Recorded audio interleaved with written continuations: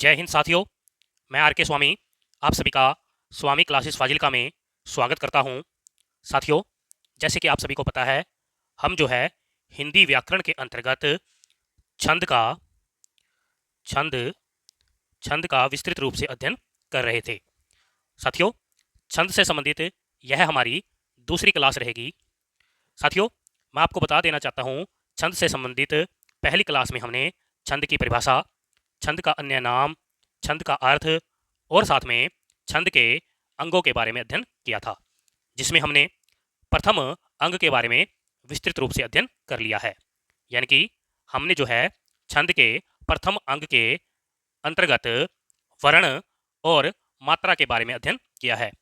हमने पहली क्लास में सीखा है कि किस प्रकार से छंद में मात्राओं को गिना जाता है। ओके जी।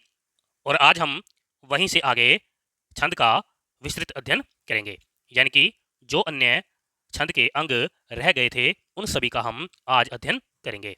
तो साथियों, आज की इस क्लास में आपको बहुत कुछ नया सीखने को मिलेगा, इसलिए सभी साथी वीडियो को यानी कि क्लास को अंत तक अवश्य देखें और साथ में क्लास को लाइक और शेयर अवश्य करें। अगर आप हमारे यूट्यूब चैनल पर नए हो तो चैनल को सब्सक्राइब करें, बेल आइकन को अवश्य दबाएं ताकि आप तक नई क्लास का नोटिफिकेशन पहुंच सके। अगर आपने हमारी पहली वाली क्लासें नहीं देखी हैं तो आप प्ले लिस्ट में जाकर उन क्लासों को अवश्य देखें और हिंदी की बेहतर तैयारी करें। तो एक बार सभी साथी वीडियो को यानी कि आज की क्लास को लाइक और शेयर कर दें ताकि चैनल के साथ नए साथी जुड़ सके। तो शुरू करते हैं आज की क्लास। आज हम छंद का दूसरा अंग का अध्ययन करेंगे, जो है संख्या संख्या और क्रम। ओके जी, इसके बारे में अध्ययन करेंगे कि इसमें क्या होता है। तो ध्यान दीजिए सभी साथी, यहाँ पर लिखिए वर्णों वर्णों और मात्राओं वर्णों और मात्राओं की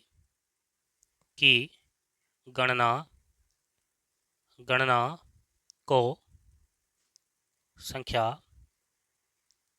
संख्या कहते हैं। ओके जी। लघु लघु मात्रा लघु मात्रा की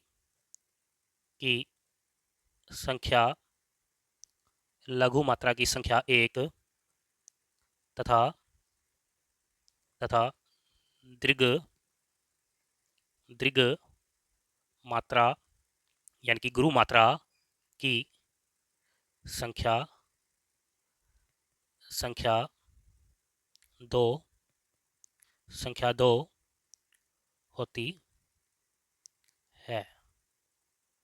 ओके जी। वर्णों और मात्राओं की गणना को संख्या कहते हैं।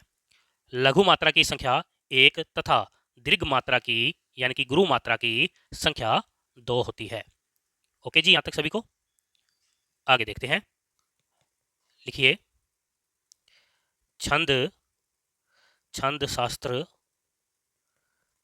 छंद शास्त्र में छंद शास्त्र में क्रम की भी अनिवार्यता अनिवार्यता अनिवार्यता होती है। ओके जी, यहाँ तक सभी को। आगे लिखिए लघु लघु गुरु लघु गुरु के स्थान स्थान निर्धारण निर्धारण निर्धारण को क्रम कहते हैं। ओके जी, आपको समझ में आ गया होगा संख्या और क्रम किसे कहते हैं। आगे देखते हैं। नंबर 3 पर छंद का अंग यानी कि अवयव है चरण या पद या पाद। ओके जी, इसे समझते हैं कि इनको क्या कहते हैं। तो लिखिए सभी साथी छंद छंद के प्राय छंद के प्राय 4 भाग होते हैं। इनमें इनमें से इनमें से प्रत्येक भाग को चरण कहते हैं। ओके जी। छंद के यानी कि कोई भी एक छंद है, उसके 4 भाग होते हैं, यानी कि इनमें से प्रत्येक भाग को चरण कहते हैं। आगे देखिए, चरण चरण की रचना निश्चित वर्णों या मात्राओं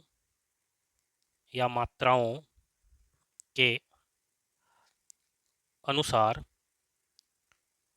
अनुसार होती है। चरण की रचना जो है निश्चित वर्णों या मात्राओं के अनुसार होती है। ओके जी। आगे देखिए, लिखिए, कुछ छंदों के चरण तो 4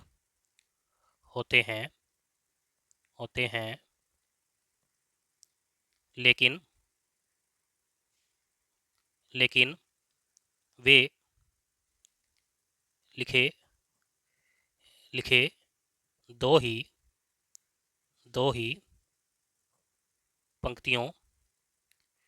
पंक्तियों में जाते हैं। ओके जी। कुछ छंदों के चरण तो 4 होते हैं, लेकिन वे लिखे 2 ही पंक्तियों में जाते हैं। जैसे इसमें आते हैं दोहा, कोमा, सोरठा इत्यादि। ओके जी। यानी कि दोहा, सोरठा के 4 चरण होते हैं, लेकिन ये लिखे 2 ही पंक्ति में जाते हैं। ओके जी। आगे देखिए, लिखिए, हिंदी में कुछ छंद 6 यानी कि 6 पंक्तियों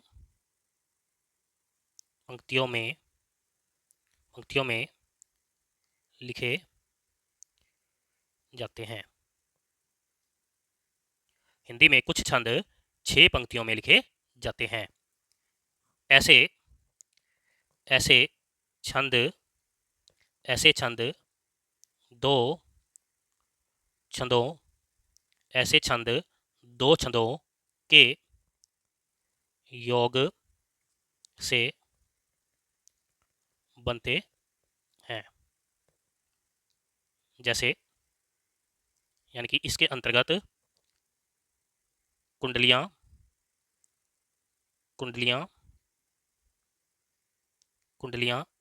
कोमा, छप्पय इत्यादि छंद आते हैं। ओके जी। कहने का भाव यह कि कुंडलिया और छप्पय छंद जो है 6 पंक्तियों में लिखे जाते हैं, जो कि 2 छंदों के मेल से बने होते हैं। ओके जी। आगे देखते हैं, लिखिए, चरण 2 प्रकार के होते हैं। चरण जो है 2 प्रकार के होते हैं। नंबर 1 पर है विषम चरण और नंबर 2 पर है सम चरण। ओके जी, कर लोगे सभी साथी। चरण 2 प्रकार के होते हैं। नंबर 1 पर है विषम चरण और नंबर 2 पर है सम चरण। आगे देखिए, नंबर 1 पर हम लेते हैं विषम विषम चरण। इसको समझते हैं यह क्या होता है। तो लिखिए, छंद के छंद के प्रथम छंद के प्रथम व तृतीय चरण को छंद के प्रथम व तृतीय चरण को विषम विषम चरण कहते हैं। ओके जी, विषम चरण जो है छंद के प्रथम व तृतीय चरण को कहते हैं। आगे देखिए, नंबर 2 पर है सम चरण। ओके जी, इसको समझते हैं।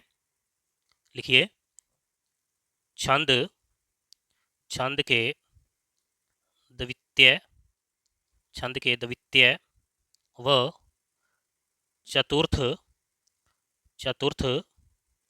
चरण को सम चरण कहते हैं। ओके जी, कहने का भाव यह कि छंद के अंतर्गत जो द्वितीय व चतुर्थ चरण होते हैं उन्हें ही सम चरण कहते हैं। ओके जी, आगे देखते हैं। नंबर 4 पर छंद का अंग है गति या लय। ओके जी, इसको समझते हैं इसमें क्या होता है। लिखिए, गति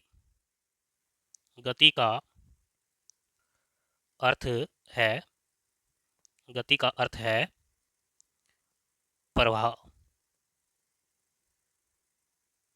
ओके जी, आगे लिखिए, छंद को पढ़ते समय वाणी के प्रवाह को गति या लय कहते हैं। ओके जी, छंद को पढ़ते समय वाणी के प्रवाह को गति या लय कहते हैं। आगे देखिए, अर्थात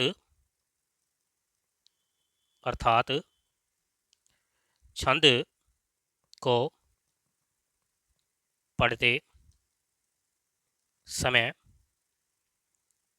समय विशेष प्रकार की वाणी के गान को लय या गति कहते हैं। ओके जी, कहने का भाव यह कि छंद को पढ़ते समय जब हम विशेष प्रकार की वाणी का गान करते हैं उसे ही लय या गति कहते हैं। जैसे देखिए, हमारे पास एक छंद है रहीमन धागा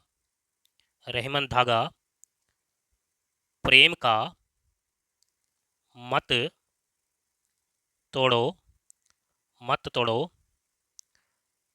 छटिकाए टूटे से फिर ना जुड़े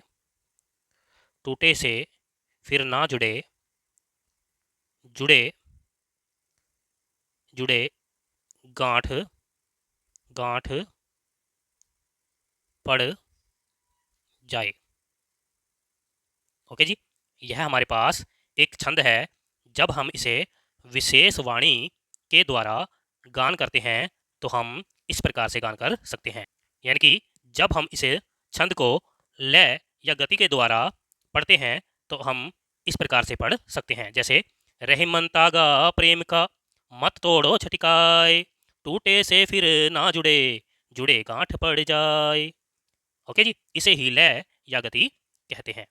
यानी कि जिस किसी भी छंद को जब हम विशेष प्रकार की वाणी के द्वारा गान करते हैं तो उसे ही लय या गति कहते हैं। मैं आशा करता हूं कि आप सभी को समझ में आ गया होगा। आगे देखते हैं। नंबर 5 पर छंद का अंग है यति या विराम। ओके जी, इसको समझते हैं, इसमें क्या होता है। लिखिए, छंद छंद में नियमित छंद में नियमित वर्ण या मात्रा पर सांस सांस लेने के लिए रुकना रुकना पड़ता है। इसी इसी रुकने के स्थान को यति या विराम कहते हैं। ओके जी, छंद में नियमित वर्ण या मात्रा पर सांस लेने के लिए रुकना पड़ता है। इसी रुकने के स्थान को यति या विराम कहते हैं। अंत है अंत है छंद में प्रयुक्त प्रयुक्त अल्प विराम या पूर्ण आगे देखिए, विराम पूर्ण विराम को यति कहते हैं। ओके जी, यानी कि छंद में जो प्रयुक्त होते हैं अल्प विराम या पूर्ण विराम, उसी को ही यति कहते हैं। ओके जी, आगे देखते हैं। नंबर 6 पर छंद का अंग है तुक। इसको समझते हैं, इसमें क्या होता है। लिखिए, चरणों चरणों के अंत में चरणों के अंत में मिलने मिलने वाली मिलने वाली समान स्वर आवृत्ति आवृत्ति को तुक कहते हैं। ओके जी, कहने का भाव यह कि छंद के अंतर्गत जो चरण होते हैं उनके अंत में जो समान स्वर आवृत्ति या ध्वनि मिलती है उसे ही तुक कहते हैं। अर्थात अर्थात छंद के छंद के चरणा चरणांत चरणांत की अक्सर मैत्री मैत्री को तुक कहते हैं। ओके जी, यानी कि अंत में हम कह सकते हैं कि छंद के चरणांत की अक्सर मैत्री को तुक कहते हैं। आगे देखते हैं। नंबर 7 पर छंद का अंग है गण। ओके जी, इसको समझते हैं, ध्यान दीजिए। गण का अर्थ गण का अर्थ समूह समूह होता है। आगे लिखिए, गण में गण में तीन गण में तीन ही वर्ण होते हैं। ओके जी, आगे लिखिए, अंत है, लघु गुरु, लघु गुरु के नियम, कर्म से तीन वर्णों, के समूह को गण कहा जाता है। ओके जी। अंत हम कह सकते हैं कि लघु गुरु के नियम कर्म से तीन वर्णों के समूह को गण कहा जाता है। ओके जी। आगे देखिए, लिखिए, गणों की संख्या, 8 यानी कि 8 होती है। ओके जी। आगे लिखिए, गण सूत्र है, गण सूत्र यानी कि इस सूत्र को याद करके हम सभी गणों को याद कर सकते हैं। सूत्र है हमारे पास, यमाता, राज भान,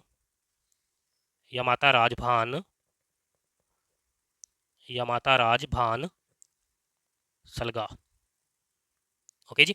ये हमारे पास एक सूत्र है। इस सूत्र के द्वारा हम 8 गणों को याद कर सकते हैं। यमाता राज भान सलगा। य से 1 नंबर पर गण है हमारे पास यगण। म से 2 नंबर पर गण है मगण। नंबर 3 पर त से गण बनेगा तगण। र से नंबर 4 पर गण बनेगा रगण। नंबर 5 पर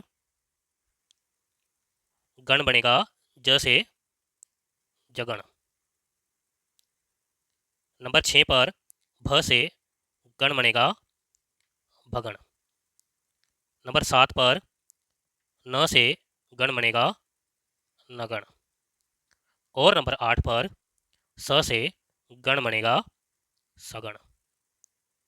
ओके जी। ये इस प्रकार से हम इसमें से गण बना सकते हैं। यानी कि य से बना यगण, म से बना मगण, त से बना तगण, र से बना रगण, ज से बना जगण, भ से बना भगण, न से बना नगण और स से बना सगण। अंत में 2 जो वर्ण बचे हैं इनका कोई भी गण नहीं बनता है। यानी कि हिंदी भाषा में छंद के अंतर्गत 8 ही गण होते हैं। ओके जी। अब ध्यान दीजिए, इन सभी से हम इनके सूत्र भी बना सकते हैं। जैसे देखिए, यगण में सूत्र बनेगा, जैसे य के बाद हमें 3 वर्णों को लेना है तो इसका सूत्र बनेगा यमाता। ठीक है। इसमें जो है ISS होता है। ओके जी। इसी प्रकार से मगण में बनेगा मातारा में SSS होता है। इसी प्रकार से तगण के अंतर्गत ताराज सूत्र बनता है और इसकी मात्रा होगी SSI। ओके जी। इसी प्रकार से रगण से सूत्र बनेगा राजभा। इसमें मात्रा होगी SIS। ओके जी। इसी प्रकार से जगण से सूत्र बनेगा जभान और इसमें मात्रा होगी ISI। ओके जी। इसी प्रकार से भय से सूत्र बनेगा भानस और इसमें मात्रा होगी SII। नगण से सूत्र बनेगा नसल और इसमें मात्रा होगी III। इसी प्रकार से सगण से सूत्र बनेगा सलगा और इसमें मात्रा होगी IIS। इस प्रकार से हम मात्रा को बना सकते हैं गण के अंतर्गत। यानी कि हमें जो है इस सूत्र को याद रखना है और हम सभी गण को बना सकते हैं। प्यारे साथियों, ये थे छंद के प्रमुख 7 अंग या अवयव। ओके जी। मैं आशा करता हूँ यहाँ तक आपको समझ में आ गया होगा। आगे देखते हैं। सभी साथी यहाँ पर अब हेडिंग बनाएंगे। छंद, छंद के भेद या प्रकार। ओके जी, यानी कि अब हम छंद के भेद या प्रकार का अध्ययन करेंगे। तो लिखिए सभी साथी, छंद के मुख्यतः मुख्यतः दो यानी कि टू भेद माने जाते हैं। ओके जी, यानी कि आपसे अगर परीक्षा में यह पूछा जाए कि छंद के मुख्यतः कितने भेद होते हैं, तो आपने बताना है कि छंद के मुख्यतः दो भेद होते हैं। आगे लिखिए, छंद के भेद या प्रकार की कुल संख्या 3 यानी कि 3 मानी जाती है। ओके जी, अगर आपसे छंद के भेदों की कुल संख्या के बारे में पूछे तो आपने बताना है कि छंद के कुल भेदों की संख्या 3 मानी जाती है। यह छंद के 3 भेद कौन कौन से हैं, तो आगे देखिए। नंबर 1 पर छंद का भेद है मात्रिक मात्रिक छंद। नंबर 2 पर छंद का भेद है वार्णिक वार्णिक छंद। और नंबर 3 पर छंद का भेद है मुक्तक मुक्तक छंद। ओके जी, यह छंद के 3 भेद माने जाते हैं। इन्हीं का आगे हम विस्तृत रूप से अध्ययन करेंगे। तो आगे देखिए, नंबर 1 पर हम लेते हैं मात्रिक मात्रिक छंद। इसका अध्ययन करेंगे, तो ध्यान दीजिए सभी साथी। लिखिए, जिस जिस छंद जिस छंद में मात्राओं जिस छंद में मात्राओं की गणना गणना की जाती है उसे उसे मात्रिक छंद कहते कहते हैं। ओके जी, जिस छंद में मात्राओं की गणना की जाती है उसे मात्रिक छंद कहते हैं। आगे लिखिए, मात्रिक मात्रिक छंद मात्रिक छंद 3 प्रकार के होते हैं। ओके जी, मात्रिक छंद जो है 3 प्रकार के होते हैं। नंबर 1 पर है सम मात्रिक छंद। नंबर 2 पर है अर्ध अर्ध सममात्रिक छंद। ओके जी, नंबर 3 पर है विषम मात्रिक छंद। ओके जी, इनका हम आगे विस्तृत रूप से अध्ययन करेंगे। तो नंबर 1 पर हम लेते हैं, ध्यान दीजिए, सम मात्रिक छंद। पहले हम इसको समझते हैं कि सम मात्रिक छंद क्या होता है। तो लिखिए, जिन जिन छंदों के चारों जिन छंदों के चारों चरणों या पंक्तियों में में मात्राओं की मात्राओं की संख्या संख्या बराबर यानी कि समान होती है होती है उन्हें उन्हें सममात्रिक सममात्रिक छंद कहते हैं। ओके जी। जिन छंदों के चारों चरणों या पंक्तियों में मात्राओं की संख्या बराबर यानी कि समान होती है उन्हें सममात्रिक छंद कहते हैं। आगे देखिए, इसके अंतर्गत जैसे यानी कि सममात्रिक छंद के अंतर्गत चौपाई चौपाई रोला गीतिका और हरि गीत का छंद आते हैं। चौपाई में जो है 16-16 पर यानी कि 16-16 मात्रा पर यति होती है। इसमें कुल 32 मात्राएं होती है। ओके जी। रोला छंद में जो है 11-13 मात्रा पर यति होती है और इसमें कुल 24 मात्राएं होती है।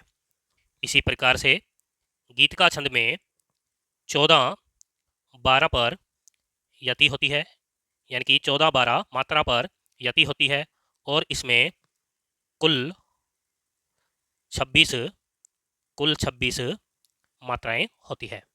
इसी प्रकार से हरि गीतका में 16-12 पर यति देखने को मिलती है और इसमें कुल 28 मात्राएं होती है। ओके जी। कहने का भाव यह कि चौपाई रोला गीतिका और हरि गीतिका जो है सममात्रिक छंद माने जाते हैं। कर लोगे सभी साथी? आगे देखते हैं। नंबर 2 पर अध्ययन करेंगे अर्ध अर्ध सम मात्रिक अर्ध सममात्रिक छंद। ओके जी। इसका अध्ययन करेंगे। लिखिए, जिन जिन छंदों जिन छंदों के पहले व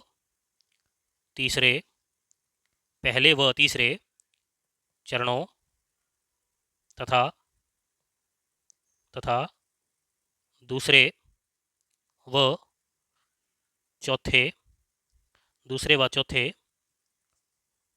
चरणों की मात्राएं मात्राएं बराबर बराबर यानी कि समान हो हो उन्हें उन्हें अर्ध अर्ध सम मात्रिक छंद कहते हैं। ओके जी। जिन छंदों के पहले व तीसरे चरणों तथा दूसरे व चौथे चरणों की मात्राएं बराबर यानी कि समान हो उन्हें अर्ध सममात्रिक छंद कहते हैं। आगे देखिए, अर्थात अर्थात जिन छंदों जिन छंदों की आधी आधी मात्राएं जिन छंदों की आधी मात्राएं समान होती है उन्हें उन्हें अर्ध अर्ध सम मात्रिक छंद कहते हैं। ओके जी, आगे लिखिए। इनमें इनमें पूर्वा पुर पूर्वापुर संबंध संबंध नहीं नहीं पाया नहीं पाया जाता है। ओके जी, इनमें जो है पूर्वापुर संबंध नहीं पाया जाता है। आगे देखिए, इसके अंतर्गत जो है जैसे दोहा दोहा, सोरठा, बरवे बरवे, उल्लाला इत्यादि छंद आते हैं। यानी कि दोहा, सोरठा, बरवे, उल्लाला जो है अर्ध सममात्रिक छंद माने जाते हैं।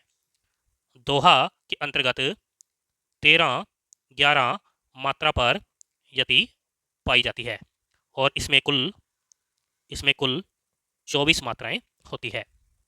सोरठा के अंतर्गत 11, 13 पर यति पाई जाती है और इसमें कुल 24 मात्राएं होती है। बरवे में जो है 12 और 7 मात्रा पर यति पाई जाती है। इसमें कुल 19 मात्राएं होती है। उलाला में 15, 13 पर यति पाई जाती है और इसमें कुल 28 मात्राएं होती हैं। ओके जी, कर लोगे सभी साथी? मैं आशा करता हूं कि आप सभी को समझ में आ गया होगा। आगे देखते हैं। नंबर 3 पर हम देखेंगे यानी कि अध्ययन करेंगे विषम विषम मात्रिक छंद। ओके जी, इसको समझते हैं कि इसमें क्या होता है। तो लिखिए सभी साथी, जिन जिन छंदों की सभी मात्राएं समान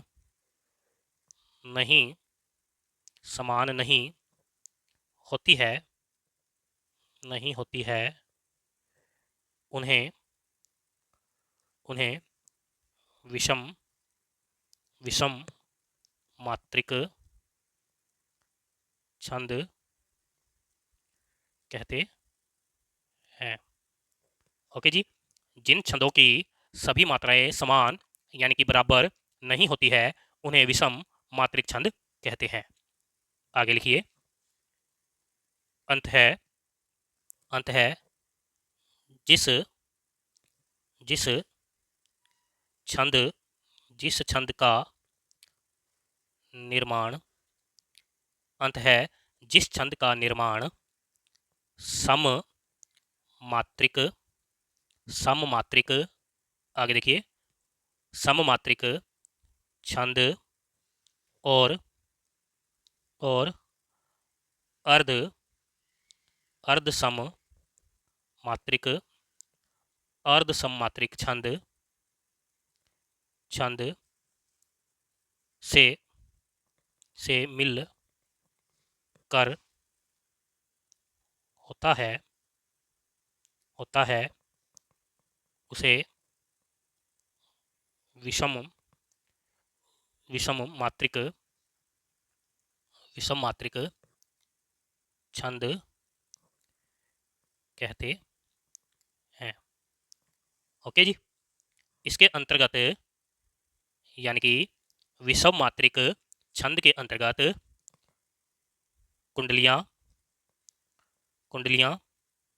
और छप्य छंद आता है। कुंडलियां छंद जो है दोहा प्लस रोला को मिलाकर बनता है। इसी प्रकार से छप्या छंद जो है रोला प्लस उलाला छंद को मिलाकर बनता है। कहने का भाव यह है कि कुंडलिया छंद और छप्या छंद जो है विषम मात्रिक छंद माने जाते हैं, क्योंकि यह जो है दो छंदों को मिलाकर बनते हैं। कर लोगे सभी साथी? मैं आशा करता हूँ कि आप सभी को यहाँ तक समझ में आ गया होगा। प्यारे साथियों, यहाँ से आगे हम कल की क्लास में इन सभी छंदों को जो है हम विस्तृत रूप से अध्ययन करेंगे। मैं आशा करता हूँ कि आज की इस क्लास में आपको बहुत कुछ नया सीखने को मिला होगा। इसी प्रकार से हिंदी व्याकरण का और हिंदी साहित्य का अध्ययन करने के लिए चैनल को सब्सक्राइब करें, बेल आइकन को अवश्य दबाएं ताकि आप तक नई क्लास का नोटिफिकेशन पहुंच सके। अगर आपने हमारी पहली वाली क्लासें नहीं देखी हैं तो आप प्ले लिस्ट में जाकर उन क्लासों को अवश्य देखें और हिंदी की बेहतर तैयारी करें। अगर आपको आज की क्लास अच्छी लगी है तो वीडियो को लाइक और शेयर अवश्य करें। तो मिलते हैं अगली क्लास में, तब तक के लिए जय हिंद।